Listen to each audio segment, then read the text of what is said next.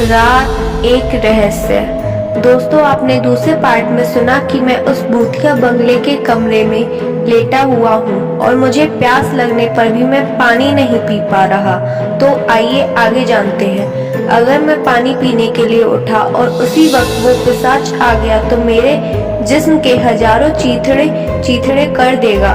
नहीं नहीं, मुझे इसी तरह बेजान पड़ा रहना होगा। मैंने सोचा रिस्क नहीं ले सकता, क्योंकि इस अंधेरे में पता नहीं कब कहां से कौन आएगा। मेरी हल्की सी भी आवाज उसे मेरी मौजूदगी का एहसास दिला देगी, और मैं तो नहीं चाहता कि मेरी मौजूदगी का उसे पता चले। लगता है कुछ आहट महसूस हो रही है। आहट साथ ही किसी चीज के घसीटने की आवाज भी आ रही है। लगता है कोई कुछ घसीट कर ले जा रहा है। जमीन पर उस चीज के घसीटे जाने की आहट धीरे धीरे तेज हो रही है। शायद इस दरवाजे के दूसरी तरफ वो है, मतलब वो आ चुका है। इसका मतलब अब मुझे चौकन्ना रहना होगा, वरना मेरी जरा सी भी आवाज उसे आगाह कर देगी। पूरे बदन को कंबल से ढका हुआ है, सिर्फ मेरी आंखें खुली हैं और मेरी आंखों की दोनों पुतलियां उस दरवाजे पर टिकी हुई हैं। पर कभी कभी बीच बीच में मैं आंखों की पुतली को दीवार के एक कोने से दूसरे कोने पर घुमाता हूँ, ताकि हर जगह से अच्छे से देख सकूं। दरवाजे के ऊपर टंगी घड़ी में 2:30 बजने को है। कुछ देर से आने वाली वो घसीटने की आवाज दूर होते हुए कम होती जा रही है।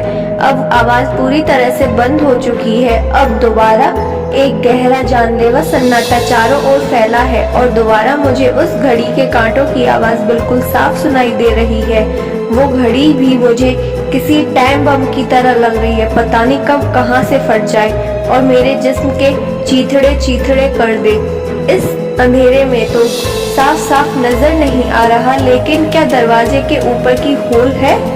मतलब अगर की होल होगा तो वो दरवाजे के उस तरफ से मुझे साफ साफ देख सकेगा, और अगर ऐसा हुआ तो मेरी जान जानी पक्की है।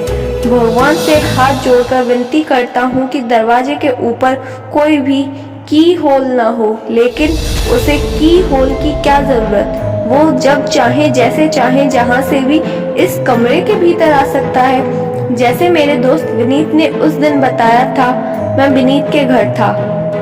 भाभी जी ने कॉफी का कप मेरे और विनीत के हाथ में दिया और विनीत के पास बैठे हुए कॉफी पीने लगा। विनीत की बीवी अब काफी ठीक लग रही थी। कॉफी का घूंट पीते ही विनीत ने मुझसे कहा, तुम्हारा भूत प्रेत इन सब चीजों पर यकीन नहीं मुझे जानकर अच्छा लगा, पर तुम्हारा इन सब चीजों पर यकीन है, यह देखकर मुझे बहुत हंसी आई। मतलब तुम इतने बेवकूफ कैसे हो सकते हो? मैंने उसका मजाक उड़ाते हुए कहा। मैं बेवकूफ नहीं हूँ, बस चीजों की कदर करता हूँ, उनसे नजदीक या दूरी बनाए रखना, इन बातों का खास ख्याल रखता हूँ। ऐसी जगहों से दूरी बनाए रखना जैसी अंदेशा है। कहते हुए उसने टेबल पर एक कागज रखा और मेरी तरफ सरकाया। मैंने वह कागज उठाकर देखा और याद आ गया कि कुछ दिन पहले उसकी पत्नी का भूत उतारकर हम वापस आ रहे थे। तब उसने मुझे जो कागज दिया था उस पर यही पता लिखा हुआ था। तो मैंने उससे कहा, हाँ मैं इस जगह के बारे में जानता हूँ, पर इस घर में क्या हुआ था? करीब साल भर पहले की बात है। रात काफी हो गई थी। एक लड़का अपनी गाड़ी से जा गुजर रहा था, पर इंजन गर्म होने से गाड़ी बंद हो गई। गाड़ी सड़क पर खड़ी कर वह आजू बाजू देखने लगा। सड़क से कुछ ही दूरी पर उसने पुराना घर देखा। मोबाइल की टॉर्च शुरू कर वह मदद मांगने उस घर में पहुंचा। पूरा घर सुनसान पड़ा था, न बत्तियां न कोई इंसान। चारों तरफ बस छोटी मोटी झाड़ियां थीं। कई सालों से बंद उस घर के दरवाजे पर नजर डाली तो दरवाजे पर न कोई ताला था न कोई कुंडी थी। उसने हाथ से धक्का देकर वह दरवाजा खोला और एक गंदी भयानक बदबू उसके नाक के अंदर घुसी, जिससे उसका दिमाग सुन्न रह गया। उसने मोबाइल टॉर्च ऑन किया और घर के भीतर चला गया। घर काफी बड़ा था। ऊपर जाने के लिए सीढ़ियां, बाजू में 3-4 कमरे और ऊपर 2 कमरे। उसने चारों ओर टॉर्च की रोशनी डाली, पर जैसे वह हैरान रह गया।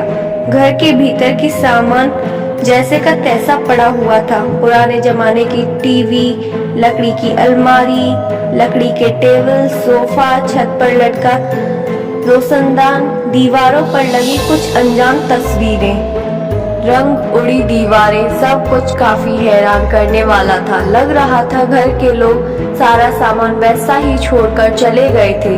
वह धीरे धीरे एक एक सीढ़ी ऊपर चढ़ने लगा।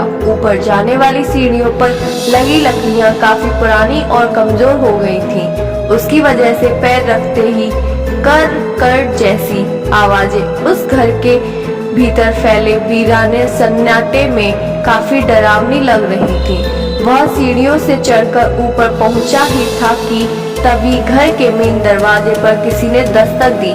उसके कदम डर की वजह से पूरी तरह से जम गए।